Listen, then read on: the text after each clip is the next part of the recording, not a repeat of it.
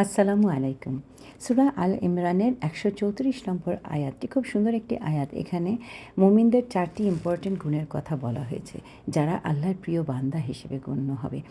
তো আসেন দেখি প্রথমটি কি। প্রথমটি হচ্ছে আল্লাহ বলছেন ইউনফিকুনা ফিস সাররাই ওয়াদ দররাই, অর্থাৎ যারা সুখে ও দুঃখে ব্যয় করে, যারা শুধু আর্থিক সচ্ছলতার সময় নয় বরং কঠিন ও দারিদ্র্যের সময়েও আল্লাহর নামে এবং আল্লাহর নির্দেশিত পথে দান করে।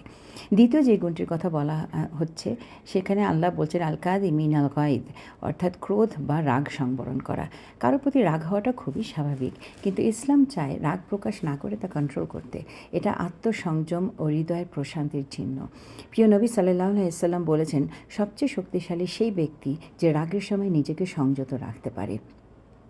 ৩ নম্বর গুণটির কথা হচ্ছে যে আল আফিইনা আনিন নাস, আল্লাহ বলেছেন যে মানুষকে ক্ষমা করতে জানা। মানুষকে ক্ষমা করা ইসলামের দৃষ্টিতে খুব ভালো একটি গুণ। আল্লাহ নিজেই ক্ষমাশীল, তাই তিনি তার বান্দাদেরও ক্ষমাশীল হতে বলেন। আর চতুর্থ যে কথাটি বলা আছে সেটা হচ্ছে ওয়াল্লাহু ইউহিব্বুল মুহসিনিন, আল্লাহ মহসিন বা সৎকর্মশীলদের ভালোবাসেন। মহসিন মানে যারা আল্লাহর সন্তুষ্টির জন্য ভালো কাজ করেন। আসেন আমরা আল্লাহ ও রাসূলের নির্দেশ অনুযায়ী নিজেদের চরিত্র গঠন করি, দেখবেন তাতে শুধু আত্মার শান্তি না, বরং নিজ পরিবার এবং সমাজেও শান্তি বজায় থাকবে।